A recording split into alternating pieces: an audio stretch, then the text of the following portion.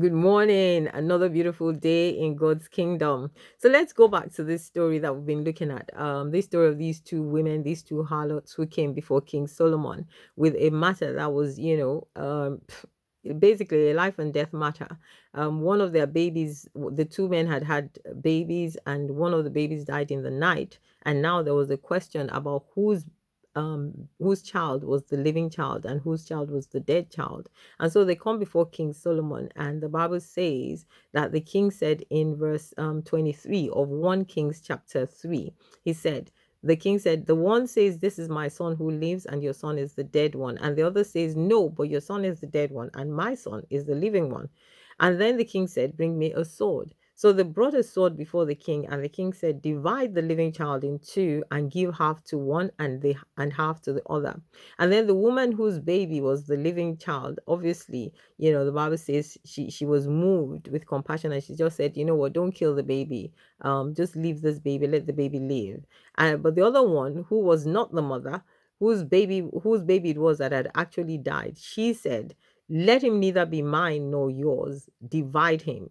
And then the king takes the right decision and says, give the first woman the living child and by no means kill him, for she is his mother. And all of Israel, was stunned and amazed at the way the king had, exhibited this wisdom and exercised, this authority. And they were amazed at how he had found out, how he knew what to do in that scenario. And it just makes me think, sometimes when we have cases before us, we have matters that are whether it's matters to do with finances or land or whatever it is, or your jobs and stuff like that, it can be difficult to think, what, let me trust the process, let me go to court, let me take it to the employment tribunal, how am I going to win? And you face that dilemma of, look, should I take matters in my own hands? Because I'm sure that it wasn't a pretty sight when these women started arguing with each other. They could have fought to the death actually, at that point, but somehow they were able to bring themselves before the king.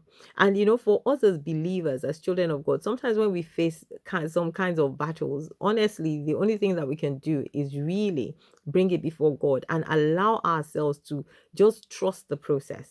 The Bible says that we do not wrestle against flesh and blood. We wrestle against principalities, powers, rulers of darkness, wickedness in high places, and all kinds of things. Those are the things that we fight against. And so when we face a physical battle, when we face a dilemma in this kind of situation, what is it that we need to do? We need to trust the process. We need to say, hey, whatever is going to take, if I have to go to court, I'm going to go to court. If I have to go to the employment tribunal, if I have to go to the CEO or the CFO or whatever, the ombudsman, go ahead and take it to that place, take it to those people, and trust God to intervene for you, and trust God to do the work behind the scenes as it's supposed to be, as it is actually. Work behind the scenes and deal with all those elements that need to be dealt with, and then you will be vindicated.